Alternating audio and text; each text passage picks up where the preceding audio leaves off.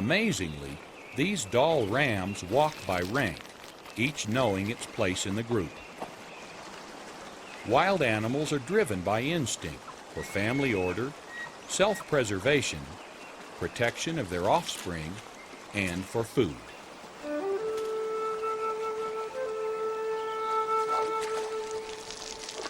The behavior of wild animals is so impressive that over the centuries we have honored some of these untamed beasts with mythical qualities.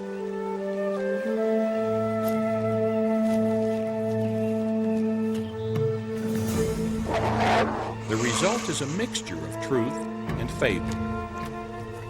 I'm Marty Stouffer. Join me for these amazing legends.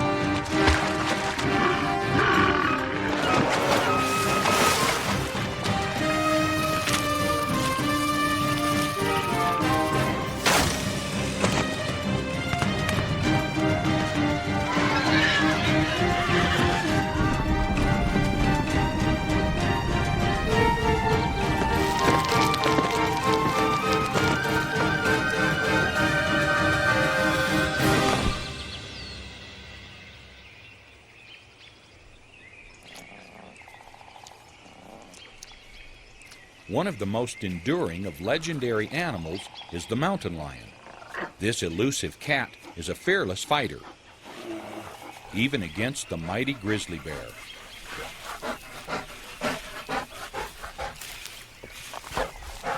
First, however, Mother Cougar must hide her young from the approaching menace. Watching this cougar family, it's hard to believe how often folk tales refer to them as sinister. The reality is that an unwelcome trespasser is headed for a harsh lesson in cougar defense. As a Seneca Indian tribal legend goes, just wearing the skin of a mountain lion will make a man fearless. And of course, the cougar always wears her coat.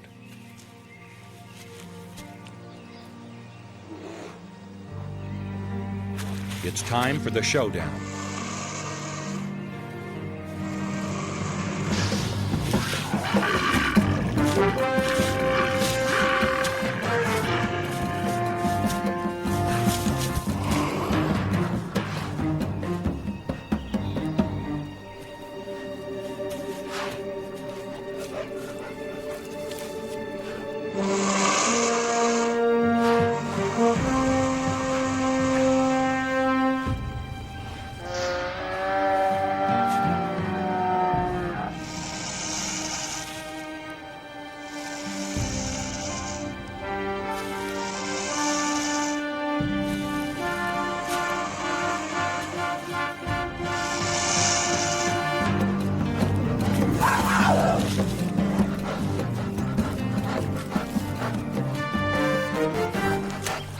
Even though the grizzly outweighs the cougar by 4 times, in this encounter, the bear retreats.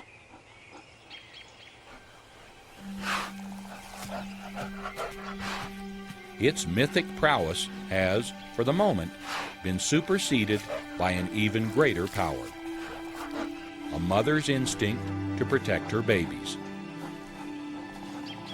But animals do not become the frequent subject of folklore by slinking off into the underbrush. There are other reasons they become legends.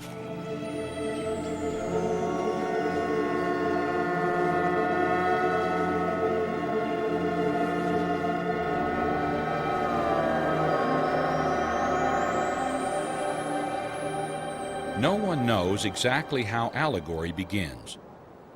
But when the earth is dark and cold, legend may be born at a campfire, listening to ghostly voices in the night.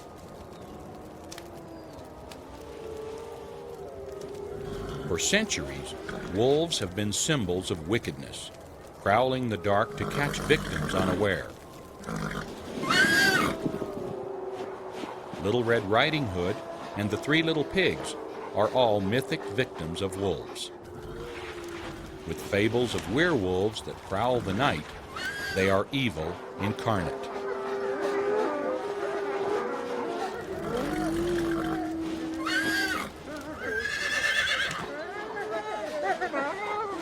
Maybe we are intrigued because they have what we consider human traits: intelligence, loyalty, and family values.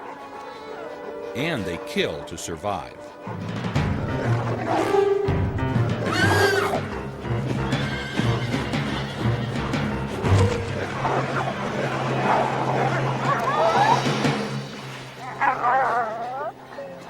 This is not an attack for food.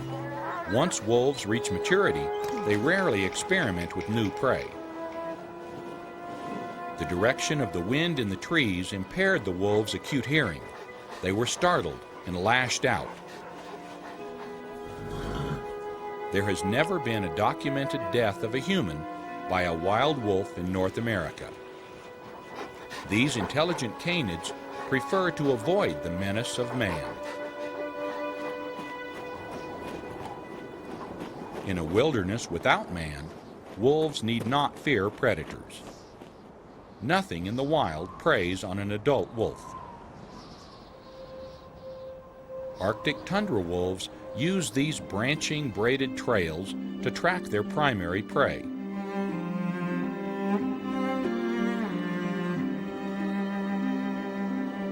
Caribou herds leave these patterns in the snow as they make their 1,000-mile journey north each year.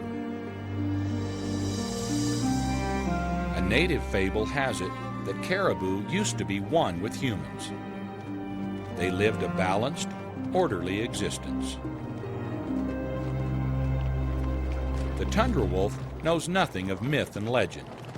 Their wisdom is derived from animal intelligence and keen senses. The pack follows the herd, scenting, testing, sizing up the weak or unhealthy in the group. Wolves are very selective in choosing their prey. When they sense that the time is right, the wolves put their renowned cunning, endurance, and speed to the test.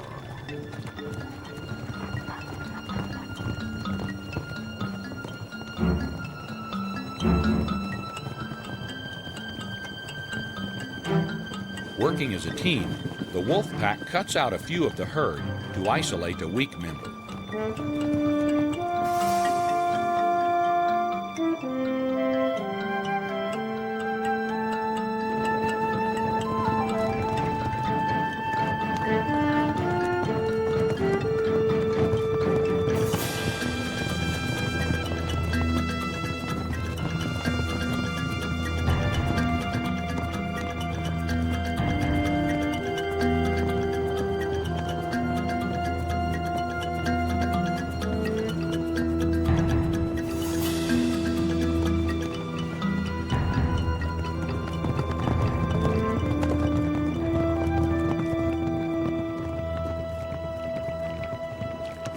Hungry wolves usually prey on such large animals They often can't eat more than half their kill. This leaves something for the carrion consumers in the food chain, like the bear and the raven.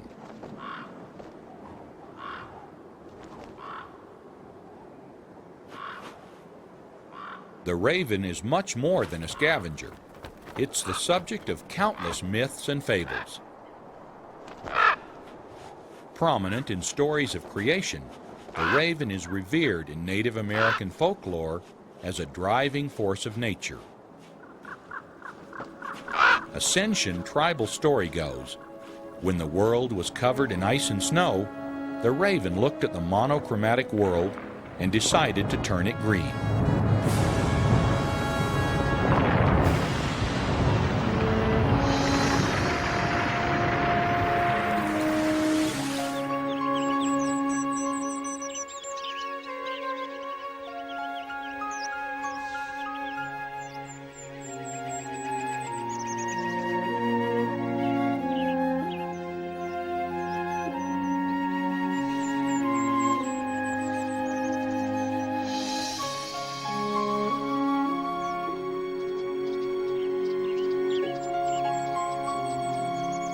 The ebony bird admired its work, but began to miss the time when the world was white.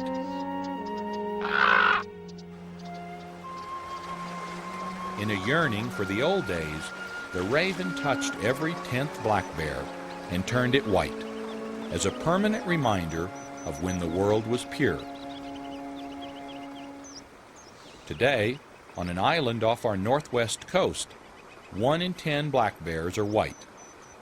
These are not albinos, but Kermode bears, ghost bears.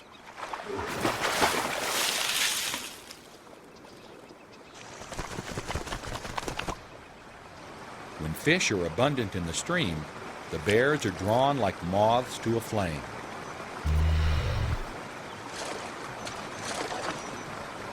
This young ghost bear sees what it wants. Getting it is another problem.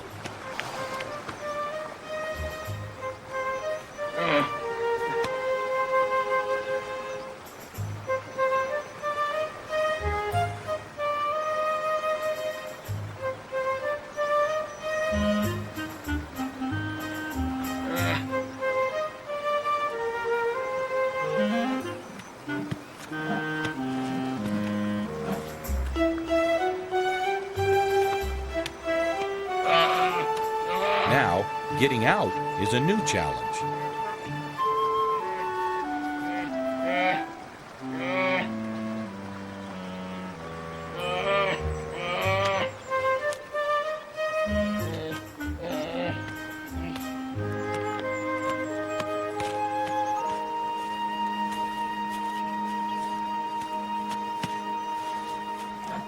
Keeping what it has caught can be an even more frustrating task. The hungry onlooker decides to move in on our white friend's catch.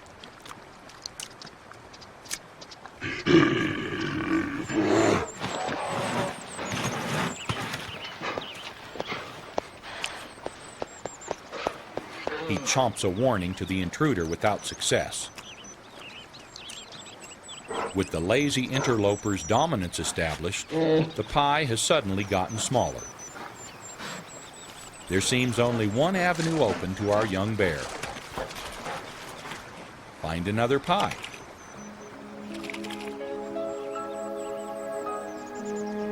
The Indian legend of the spirit bear ends with the raven's decree that no human should settle in its territory. In that way, the raven would always have a reminder of the world as it once was.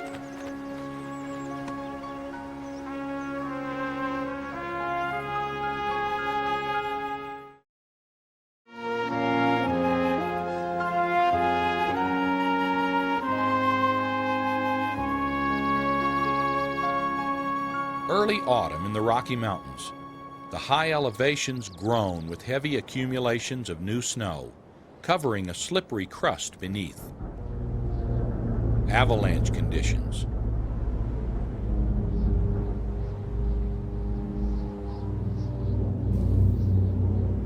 Another sound echoes in the rarefied atmosphere.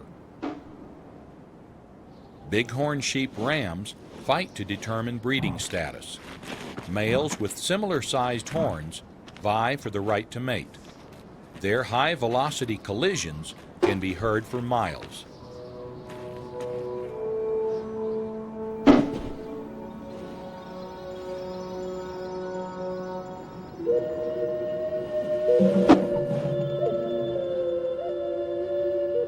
Older males with the largest horns are not challenged to these duels.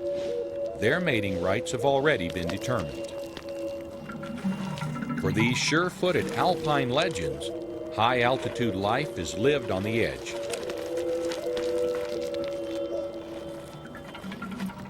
The steep, often loose terrain is home turf for daily encounters. A younger ram tries to consort with an older ram's ewe. The older one makes his wishes clearly known.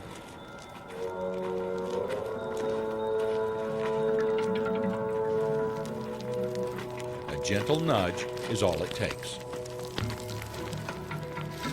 But hormonally charged rams continue the frenzied pursuit of ewes in estrus, even attempting to mount the females on these treacherous slopes.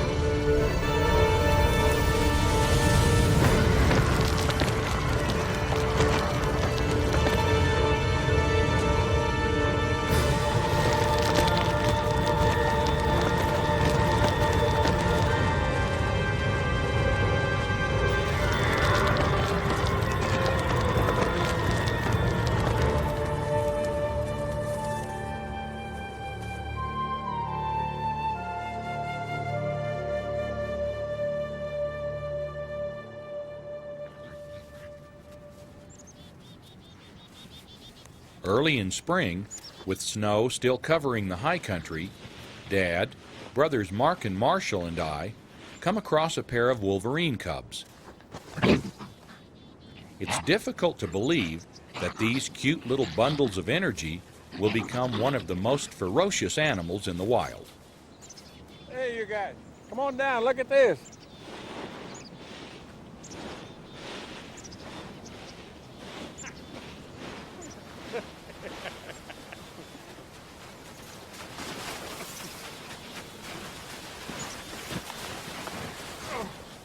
Dad comes across evidence of nature's power. Holy Moses. Huh. This thing was killed in an avalanche. Frozen solid. Yep. Even though this ram did not survive, his offspring will carry on. As the spring melt continues, rams which were lucky enough to endure the harsh mountain winter live separate from the ewes during the season of newborns. It's up to Mother to introduce the lamb to its rocky home. Exactly how she teaches the tender lamb to fear the likes of the golden eagle above and to traverse the crags below is a yearly drama played out at dizzying altitudes. But for now, this little guy is in the process of getting himself lost.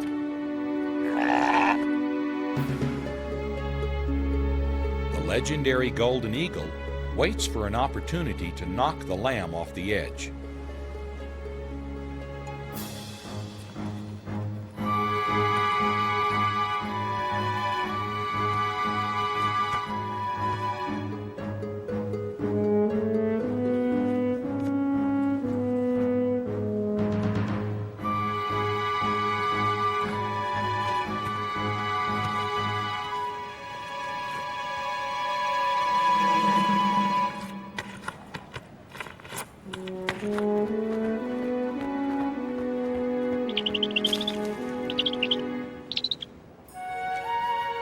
lucky little lamb finds its way to safety.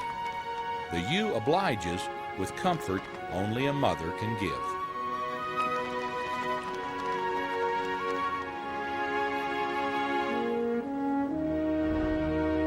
The chill in the air is a reminder that winter will soon come again. When it arrives, the cycle of life will continue, recorded in memory and mythology. Native American images are a visual reference library of these legendary creatures. Some of them relate tales of wild horses, mustangs,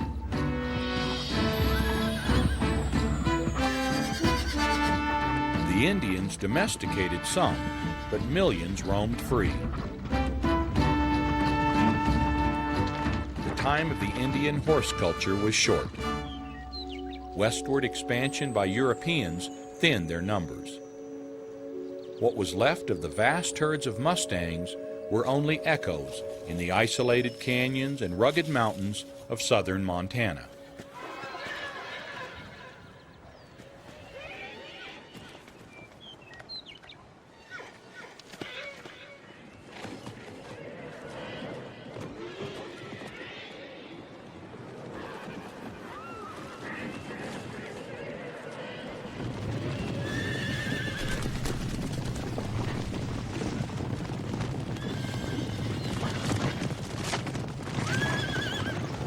Today, in what are thought to be descendants of those herds, many hundreds still roam our west.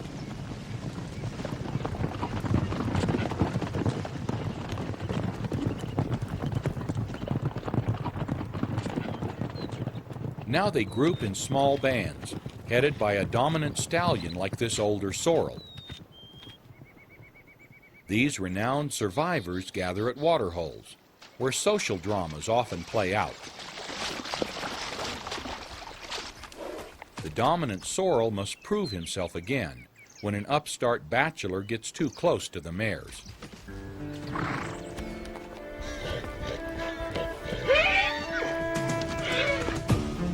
The skirmish sets off a chain reaction of sparring among the other bachelors. These outbursts are not vicious. The rough practice earns them the skills to win and keep mares of their own someday.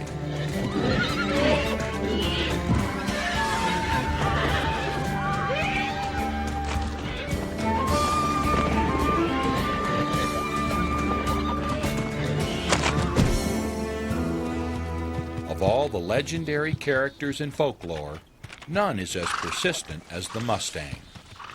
This magnificent raven black stallion has temporarily left his young son, a gray, in charge of his small band. The stallion is about to fall victim to a bachelor's devious plan.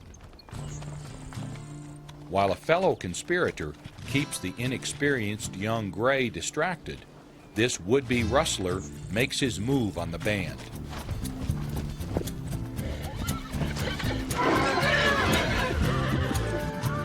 Together, the two stallions engineer the theft of the black stallion's mares.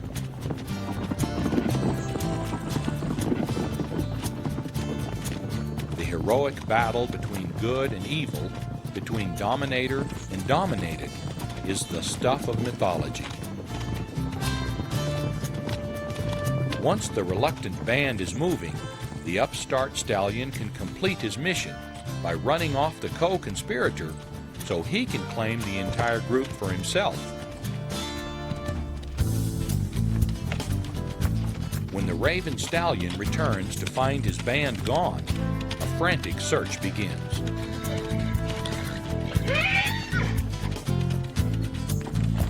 The stallion's son, the distracted gray, tries in vain to slow the getaway.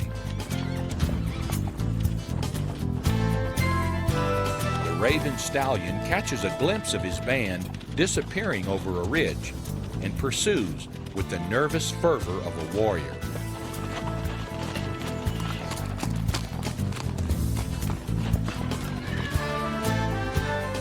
Moments later, he catches up to the band and turns them from the thieving upstart stallion.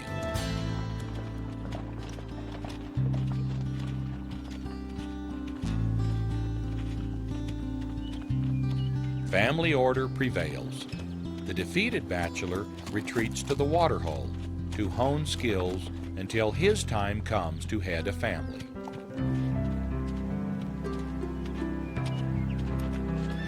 Some Native American folklore regards the horse only as valuable property, but most often the Mustang is revered for its wildness. Today, that freedom is more than myth. It's a living legend.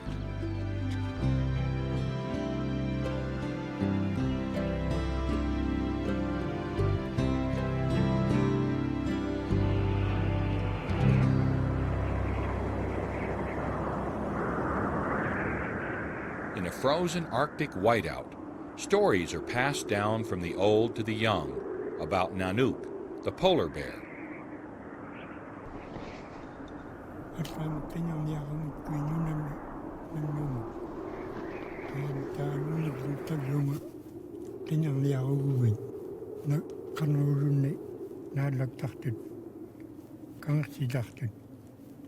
This awesome bear looms large in the Arctic people's mythology. The Eskimos believed if they feasted on Nanook's rich red meat, they would be infused with the bear's legendary courage. Even today, the hunter who wears polar bear pants has special status.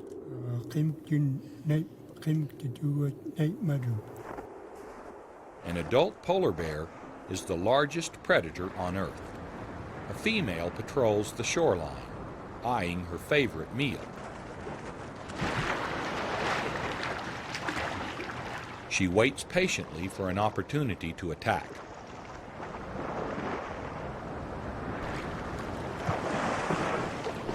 Today, the seals and walrus have other ideas. Always on the lookout for a meal, her attention is attracted by a scent from beneath a snow mound. She knows this is a good place to find a seal lair with a pup too young to swim.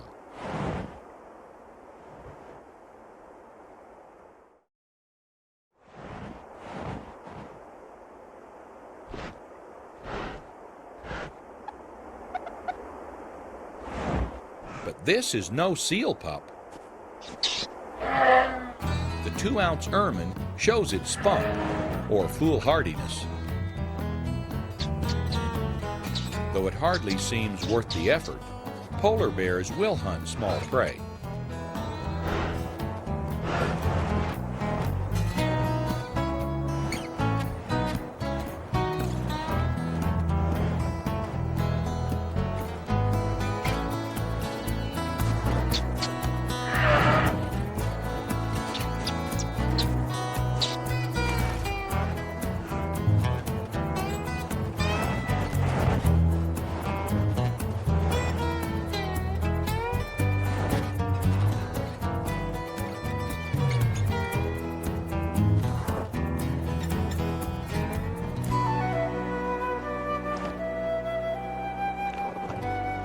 A mouthful of snow is no substitute for a real meal, but for now, it will have to do.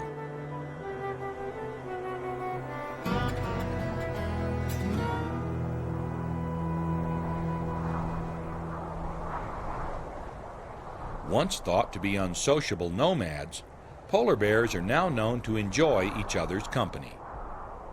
There has even been a somewhat unwelcome socialization with another species, humans.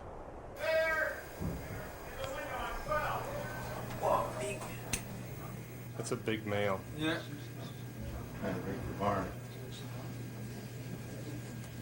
Inhabitants and researchers in polar country take unusual precautions to protect themselves from roaming bears. I got the glint in his eye. Firecrackers on tripwires scare away would-be intruders. Oh, he's moving towards the door. See it there? Yep, firecracker just went off. Firecracker. But as contact becomes more common, it's easy to become complacent about these enormous animals. Sometimes legends are not distant. They're right in our face. The closer wild animals are to humans, the more likely a confrontation. People love to watch animals, so photographing them is just as natural. And as shooting home videos becomes more popular, we must remain vigilant about the instincts of wild animals to protect themselves.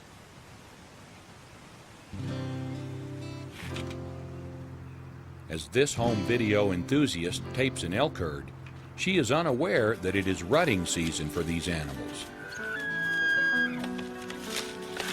This is the time when males vie for position and mating rights.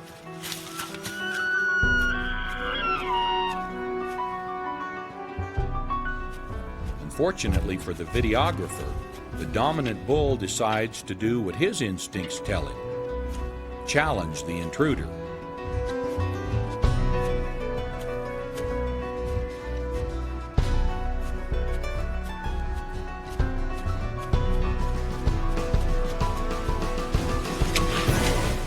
The wide use of camcorders creates a different bond with these mythic beasts.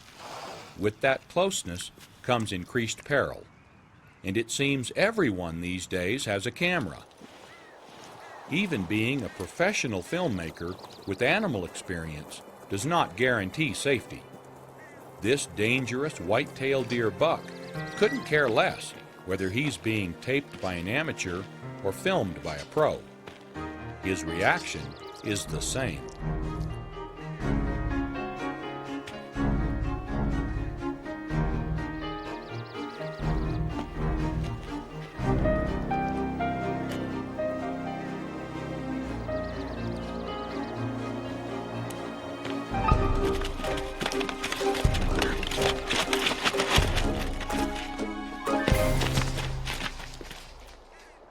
Professional researchers must approach wild animals to tag them for study. This protective elk mom disagrees.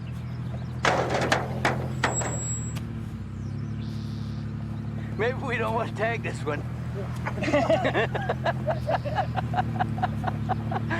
And we wondered why the hood had dents in it, Cleve.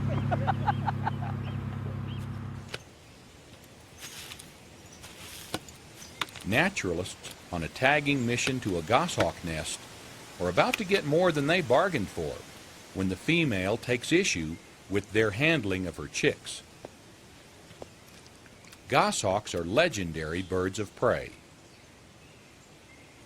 You can see why. The tagger is about to have a folk tale of his own to tell. First, just a friendly warning.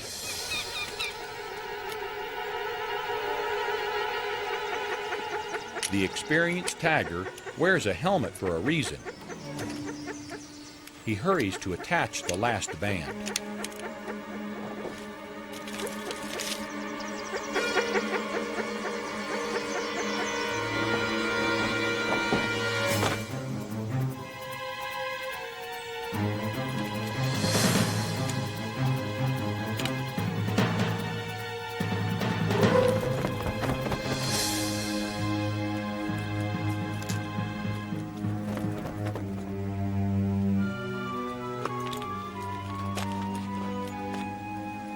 Tagger and baby safe.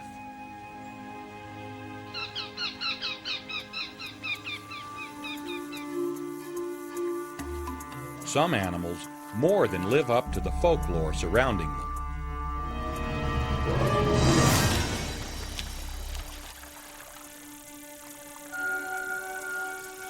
The alligator has a reputation for eating almost anything when it's hungry, and that includes human flesh.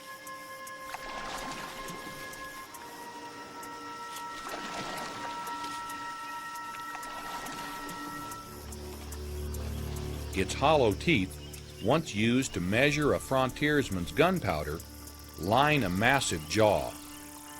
When it clamps down on a victim, it has the force of a vice.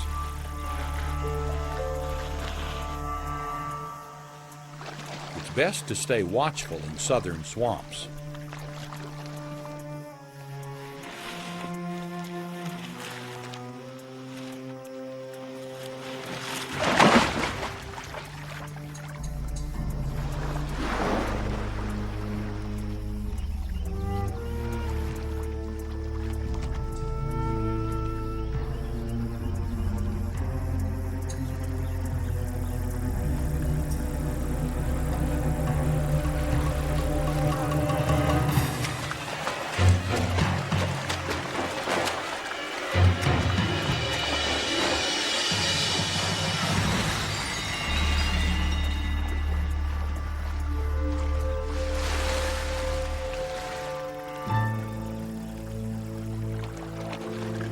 No boat or meal today, just another sunbath.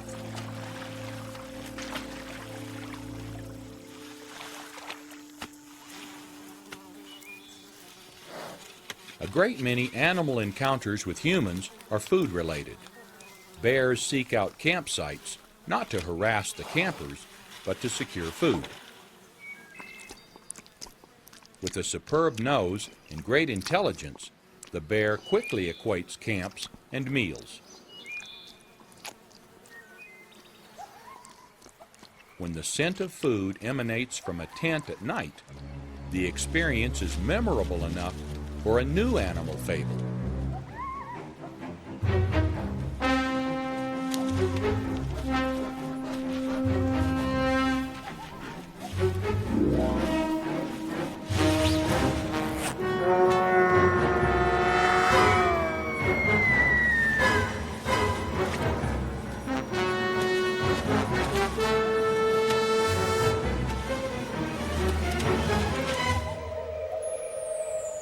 As darkness deepens, tall tales are conjured, based on fact and enhanced by imagination. Stories are concocted about Dracula turning into a vampire bat that feasts on human blood.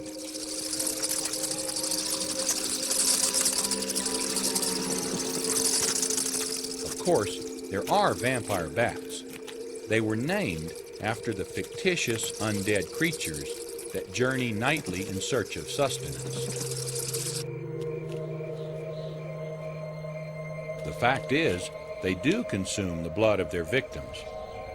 Even though vampire bats are known to pass on rabies, they do not directly kill their prey.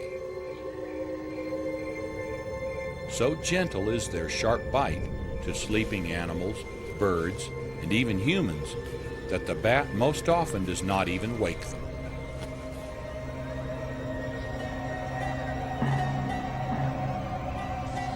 Victims sleep through the encounter with only a telltale blood stain as evidence of the intrusion.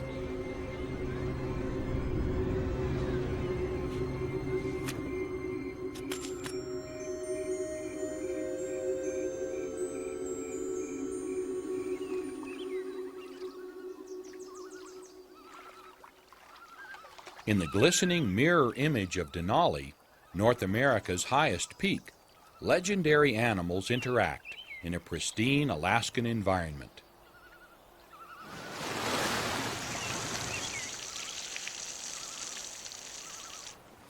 Two with mythic prowess are the wolf and the grizzly bear. The relationship between wolf and grizzly is one of mutual respect. They don't prey on one another, except for an occasional grizzly stealing an undefended wolf pup. They do compete for food.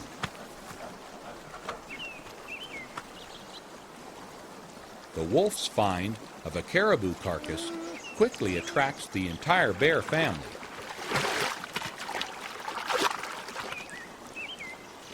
Unaware of their approach, the wolf is surprised by Mother Bear.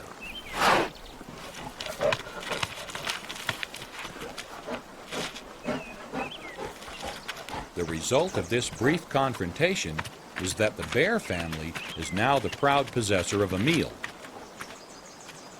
The wolf, lowering his head in submission, is resigned, at least for now, to his loss. As the female urges her cubs to eat, the carcass has attracted more company. A male intruder is about to learn a lesson about territorial rights. As the male crosses the river toward the carcass, Mother instructs the young to stay back.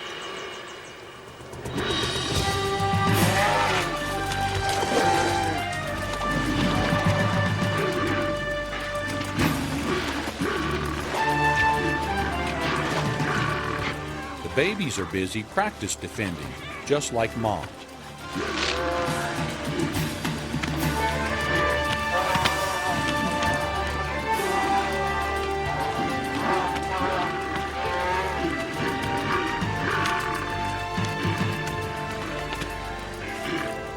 The original owner of this meal takes advantage of the situation.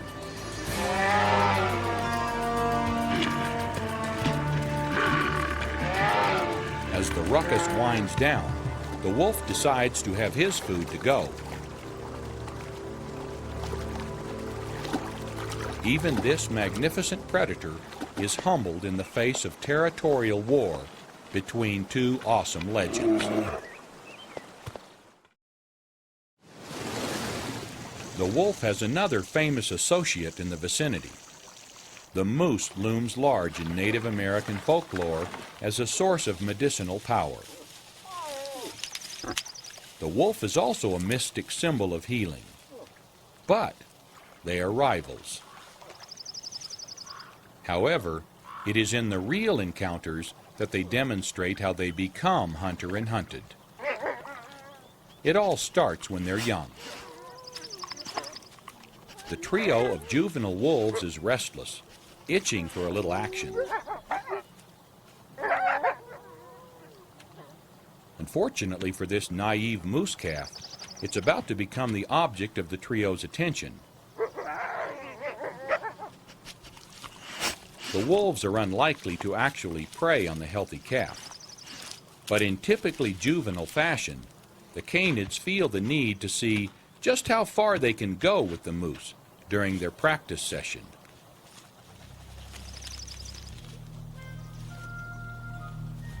The meal is interrupted by the first youngster's approach.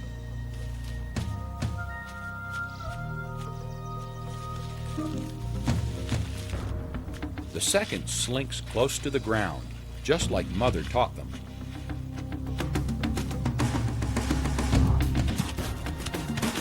The moose is not fond of the odds.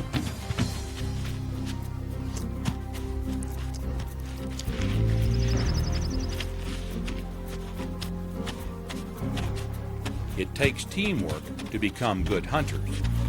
The pushy pup is joined by the third sibling.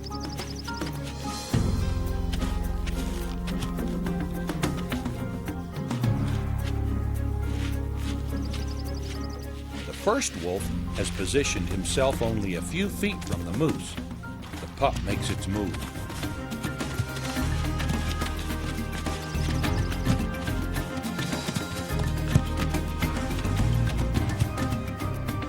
The calf has had enough. Angry moose is deadly.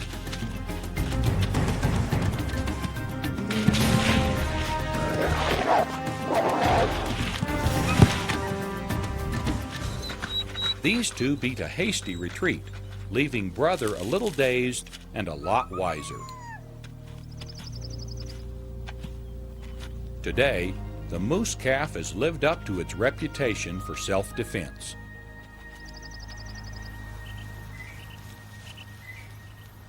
Legends don't have to be large, menacing, or even mammal.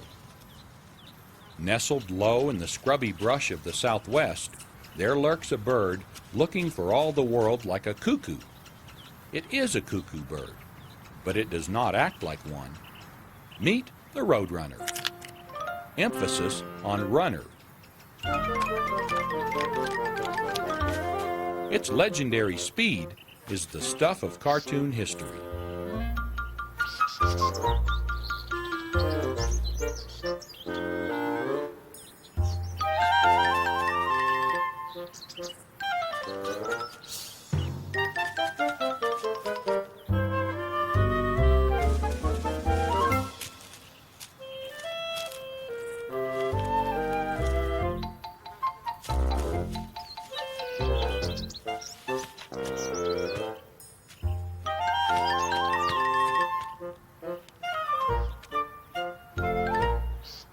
This carnivore can fly, but prefers to run.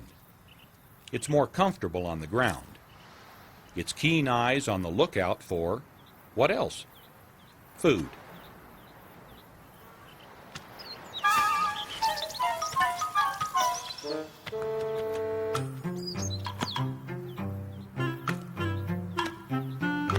It's not hitting the lizard to kill it.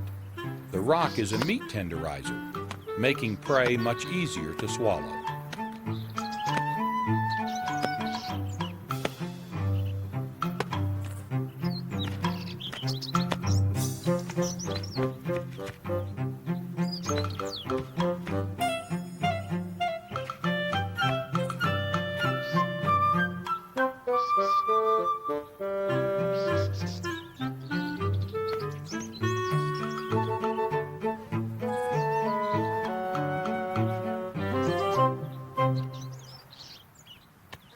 After a good reptilian meal, it spreads its feathers to let the warm sun aid digestion.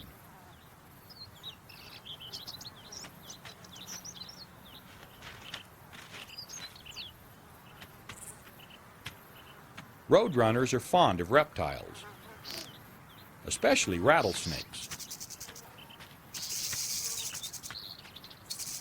There are many tall tales about roadrunners and rattlesnakes.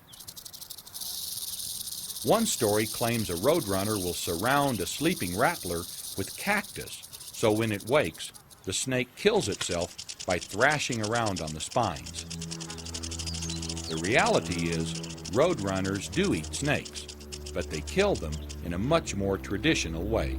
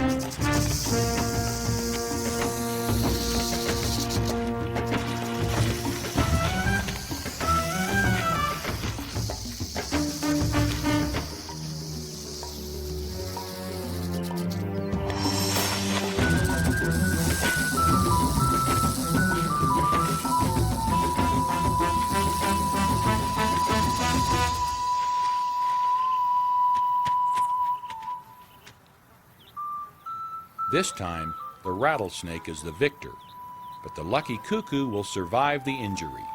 You see, roadrunners have a built-in immunity to the rattler's venom.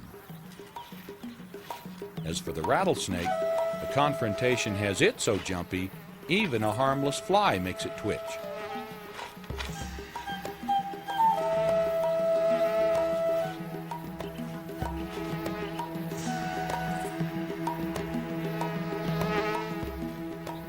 They will both live to meet another day.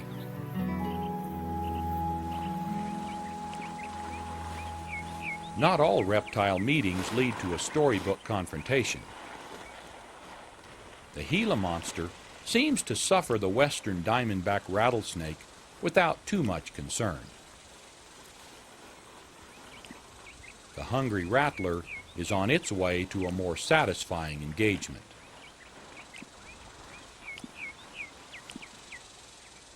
The kangaroo rat is a feisty desert survivor. However, most of the time, it's no match for one of its mythic desert predators. The rattlesnake's tongue flicks scent the nearby meal.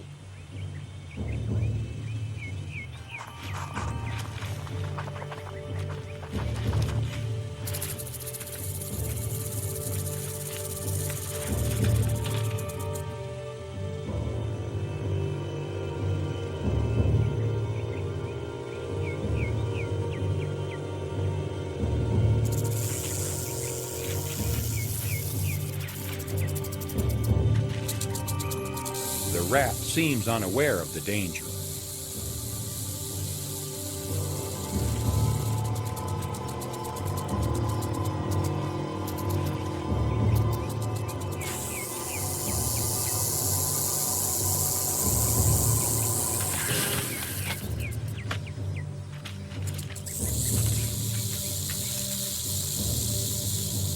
Now the snake waits for its lethal venom to take effect.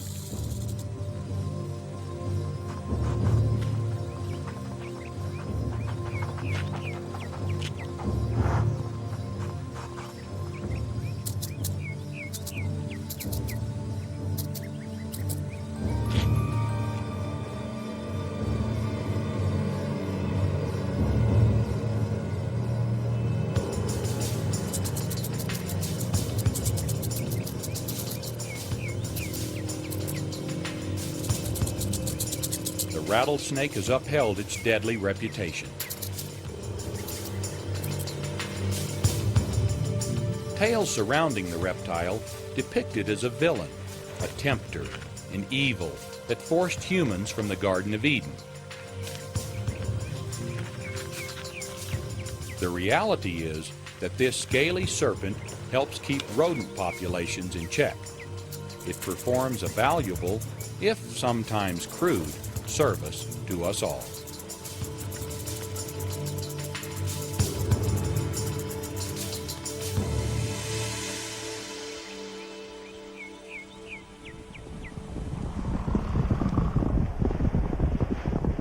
There is no American animal that possesses a richer heritage than the bison. Their sheer power inspired Native Americans to revere them. Numbering at one time over 60 million across the Great Plains, the bison provided the Indians rhythm of life and source of survival.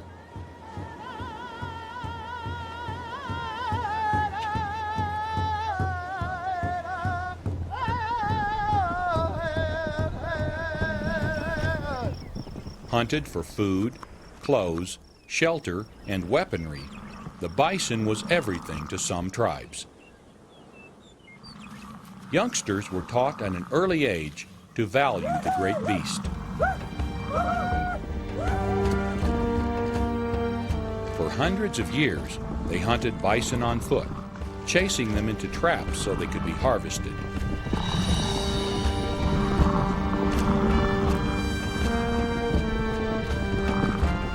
After the European settlers introduced horses to the tribes, hunting was decidedly easier.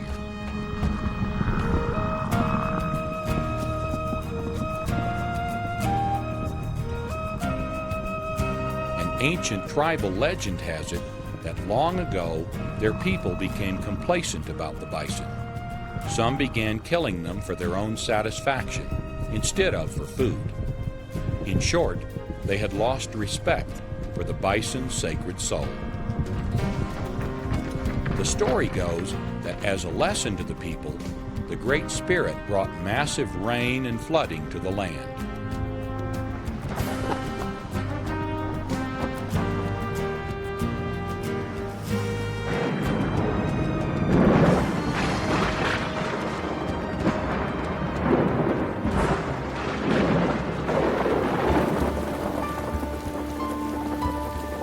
But a wise shaman, a savior, convinced the people to return to the old ways and stretched a bison hide over his people to protect them from harm.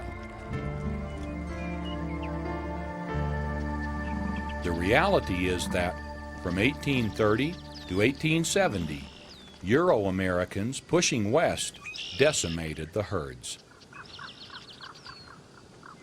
For many of those who hunted them, it was without thought of the consequences. For others, the eradication was more calculated. A popular 19th century slogan was, "Every buffalo dead is an Indian gone."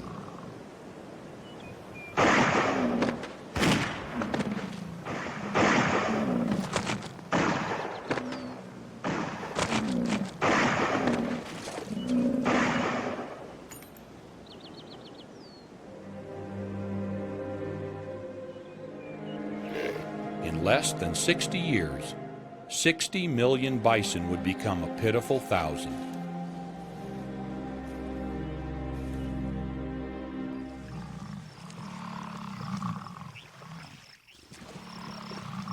The good news is that, by the slimmest of margins, the plains bison survived its brush with extinction.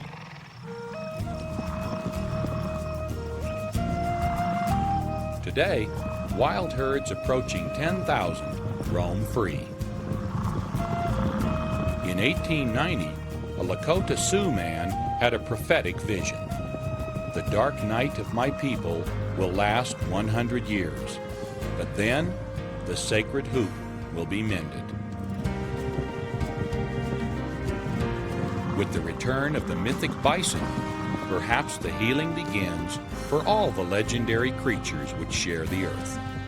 Their awesome power and majesty must continue to be experienced in real life and deep in our hearts. I'm Marty Stouffer. Until next time, enjoy our wild America.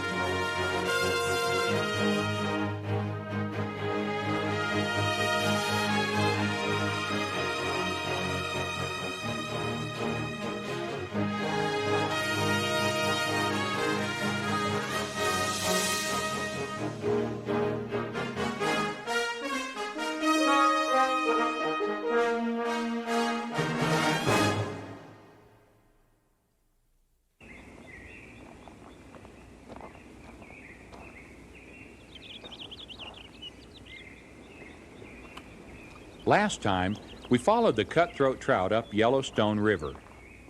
In this conclusion of our story, we look at the wild mammals and birds whose lives depend on this vital fish. Grazing on grass and digging for grubs, insects, and small animals keeps a grizzly bear busy most of the summer. But for a few weeks, the bears find an easy feast here at Grizzly Creek, when the trout spawn.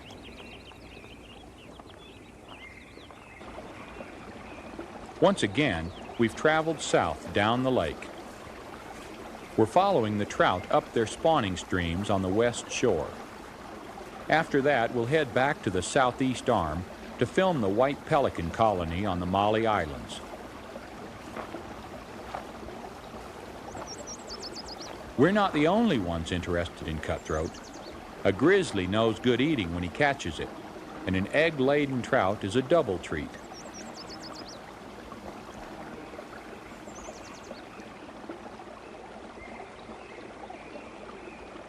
The bear leaves when it hears me coming. From the sounds of things, it won't be back for a while. I'm not about to come between a grizzly and its meal.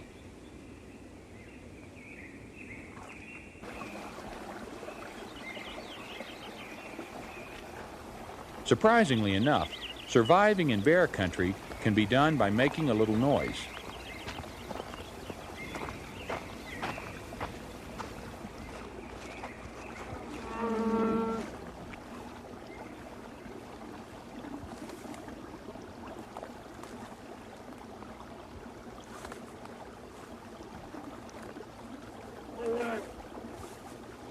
Bear scare over, it's back to trout.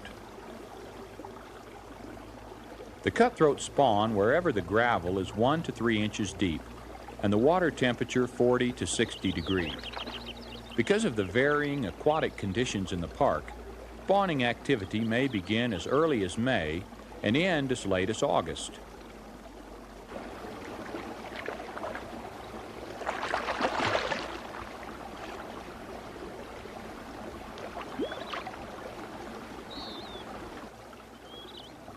If the trout here are ready, we'll be able to film the high point of their existence, the actual mating of male and female. First, the larger males, the fish on the right and the one that just swam in, compete for a female.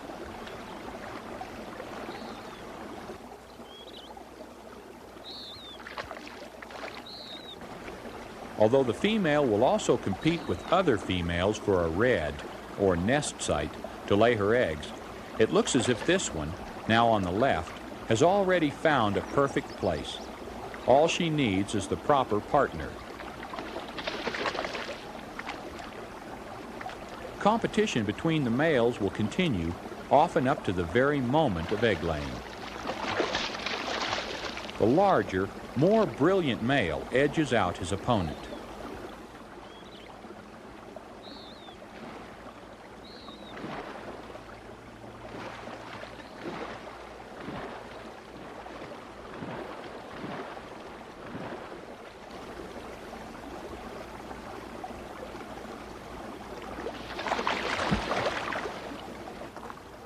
Although that bear didn't care what I looked like, these spawning trout may be more sensitive. Camouflage is called for.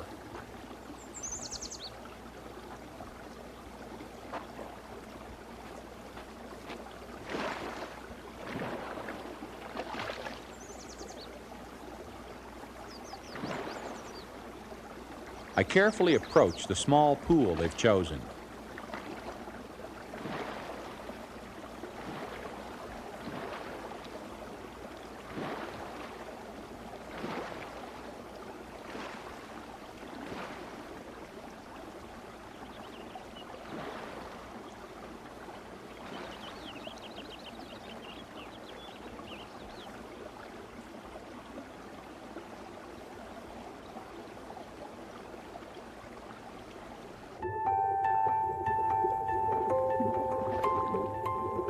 There's a whole new world underwater in this shallow pool.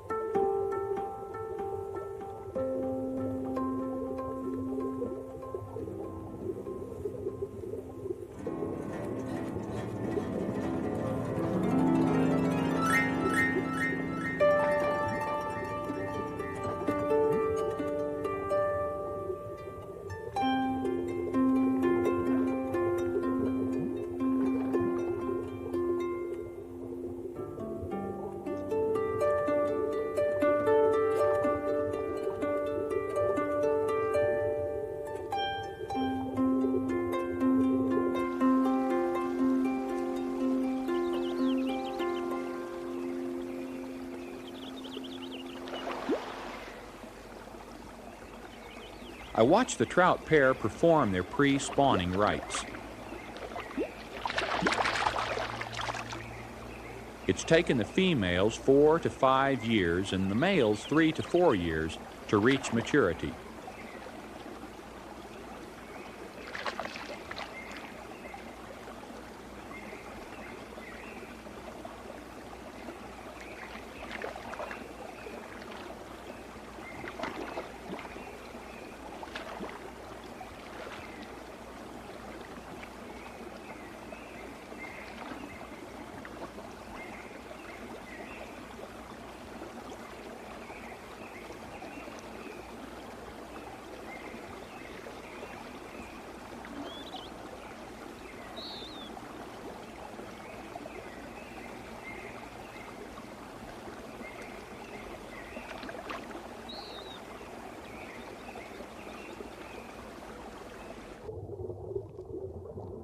It's interesting that the trout's breathing rate differs with the varying amount of oxygen in the water.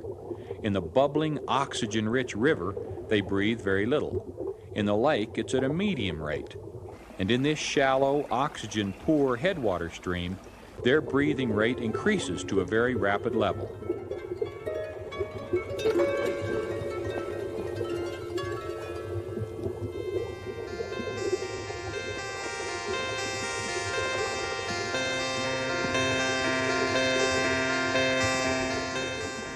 At the climax of mating comes the shudder. Sperm and eggs are released simultaneously.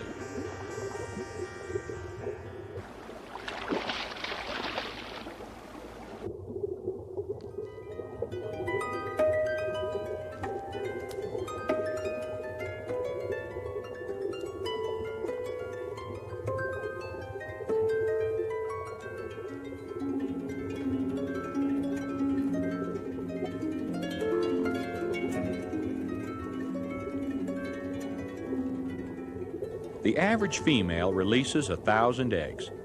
About 1/4 of them survive to hatch a month later. By the end of summer, only 5 tiny trout, 1 to 2 inches long, will remain and re-enter the lake.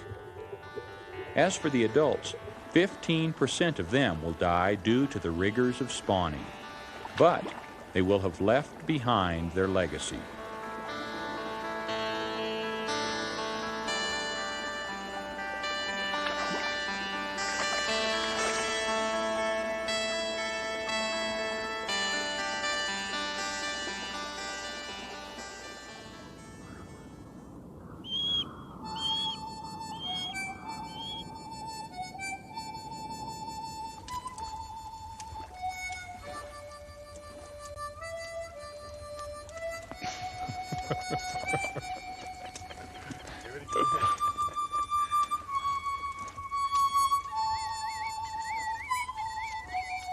Well, men, this is the wilderness.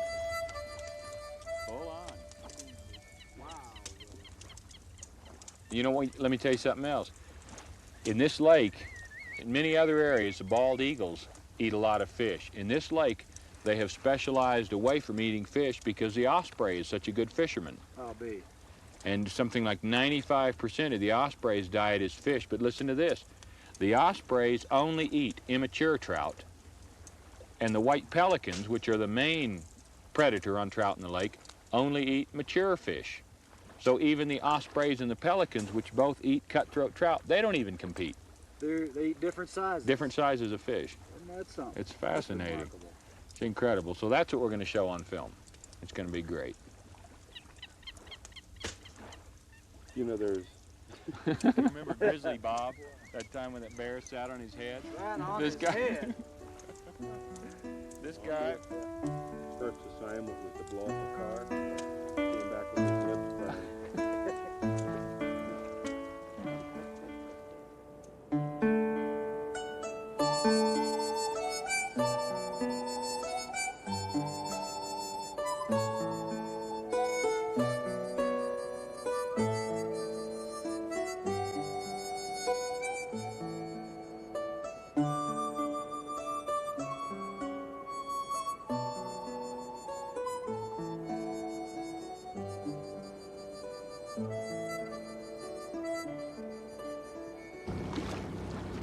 The next morning, we're off to the islands in the center of the lake to find the water birds that feed on trout.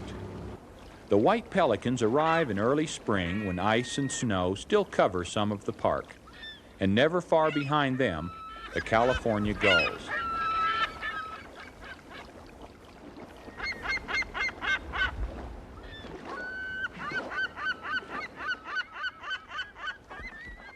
Most people think of seagulls as living by the sea, but the California gull only winters along the Pacific coast. In summer, most of them fly to Yellowstone and other inland lakes to nest.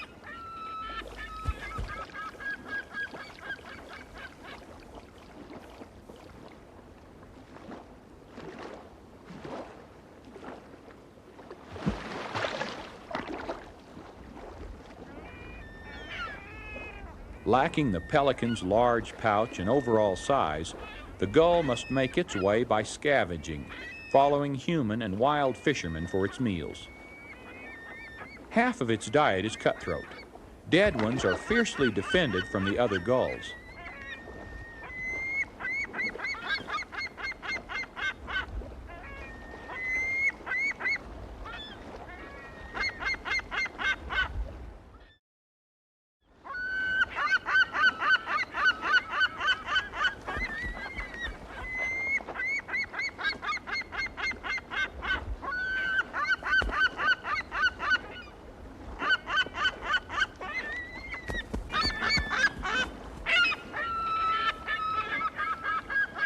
These birds leave the Pacific coast for Yellowstone every spring because of the unequaled number of cutthroat trout in the park.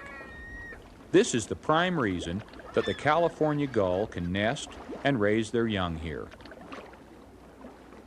Even with all the available trout, though, an otherwise proud pelican is not above scavenging from the scavengers themselves.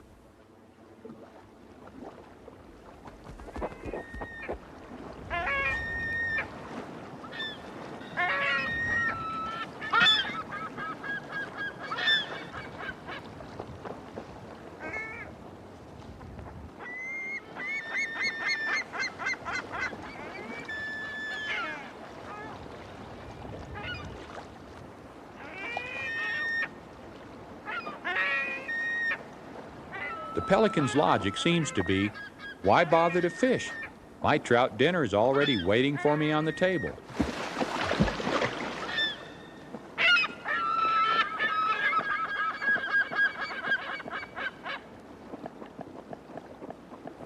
The bird's huge pouch holds about 3 gallons, the byproduct of scooping up a fish in the water, and the pouch is 2 to 3 times larger than its stomach. Still, a pelican never carries prey in its big skin flap, but rather in its gullet or esophagus. So the fish must be transferred there first. That was only one pelican. To see the entire colony, we have to go farther down, almost to the end of the southeast arm of the lake.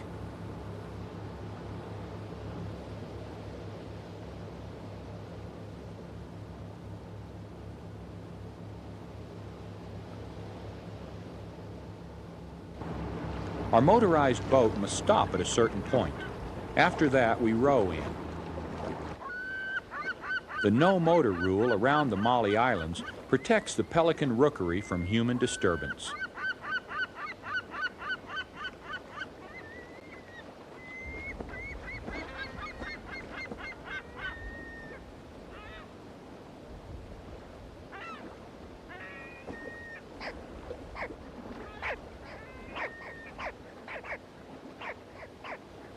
This colony of white pelicans is the last in Wyoming, the only one within the boundaries of a national park, and one of only about 15 now remaining throughout the world.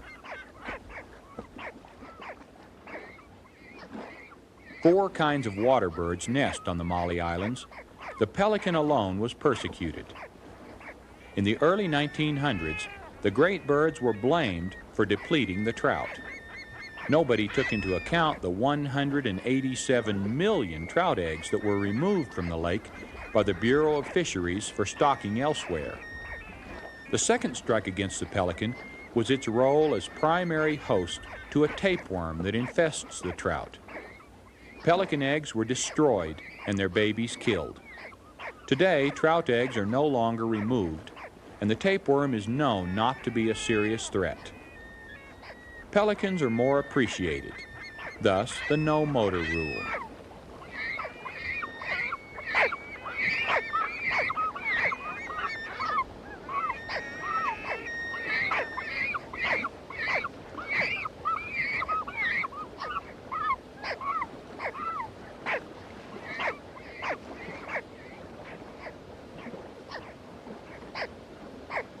The presence of adult cutthroat trout, the pelican's main prey, has allowed this colony to survive.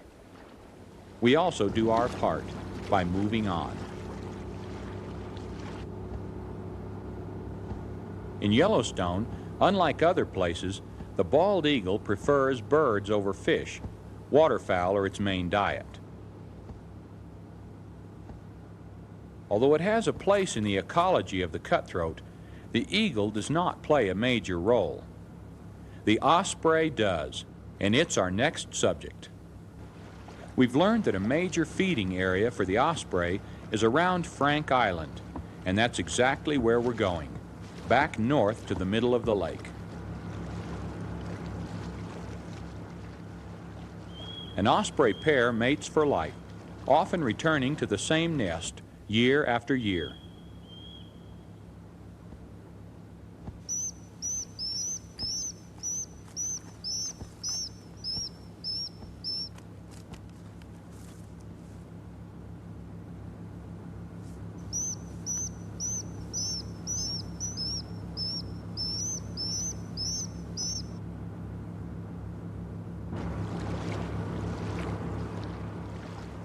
We spot a nest. Unfortunately, the ospreys in the park are not holding their own like the bald eagles. Osprey population decline may be due to human disturbance or to pesticide residues, which can cause their eggs to be brittle. Whatever the reason, we move toward the island very carefully.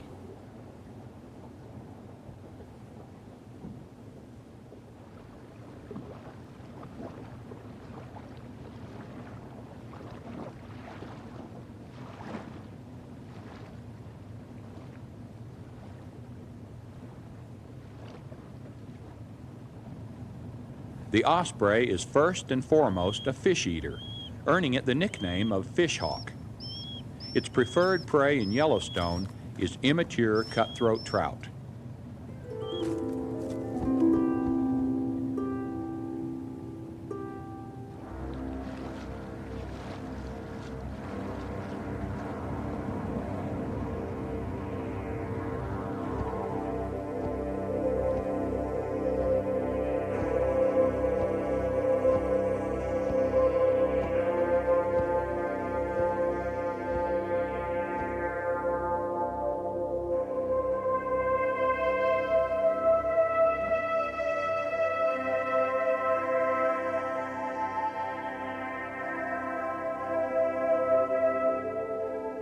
With legendary hawk eyes, it sights a trout from high above the water.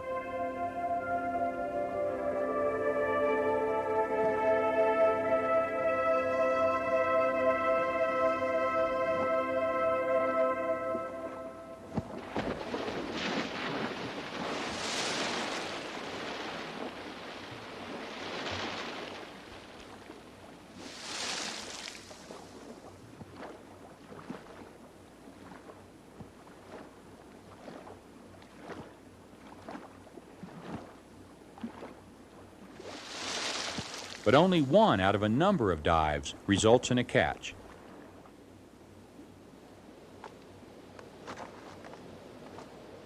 The larger female repairs the nest, while the male tries again.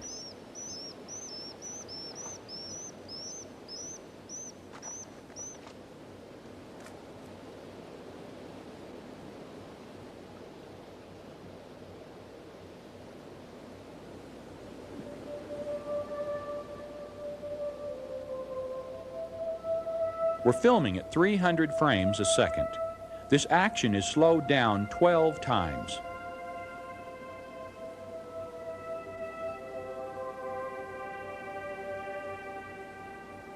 Watch the osprey's plunge dive. It folds its wings and extends its feet just before hitting the water surface.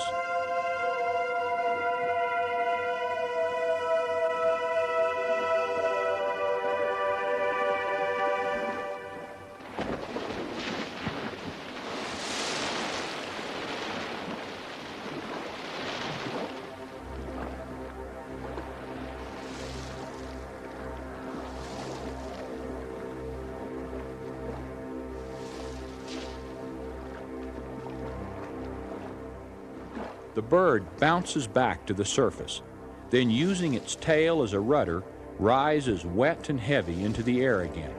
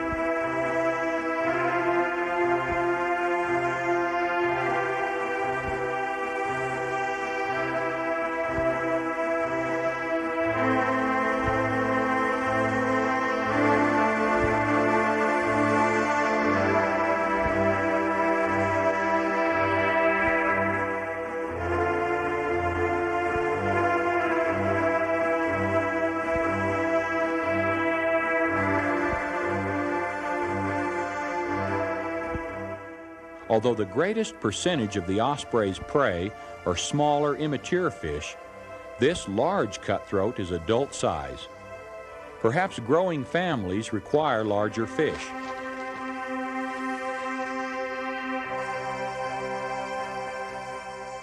The male has taken a moment in mid-flight to arrange the trout head first, thereby reducing its resistance to air.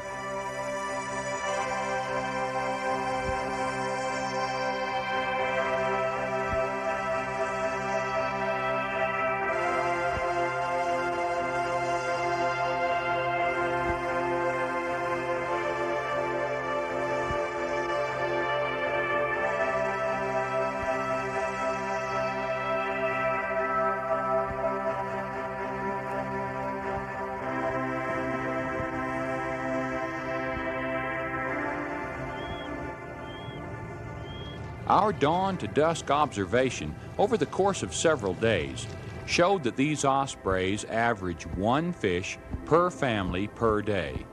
This one is finally caught after 5 to 10 dives.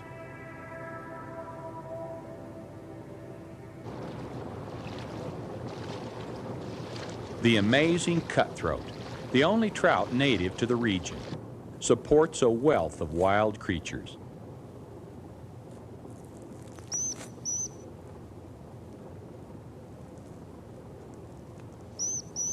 Osprey nestlings get a good start in life on a rich trout diet. But childhood is brief in these northern mountains, and by mid-September, the osprey family will fly to South America for the winter. We also must be going, but we're not ready to leave. Our time here went by much too quickly. Our return to the marina means the end of a summer romance with this first lady of our national parks. Soon, winter will grip the land in its icy embrace once again. And then, these wonders that we've come to love will be only bittersweet memories to savor forever.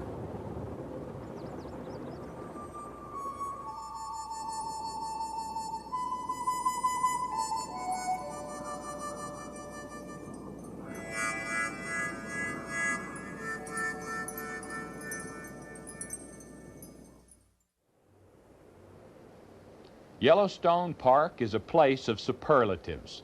The first, the wildest, the biggest, and in my opinion, the best.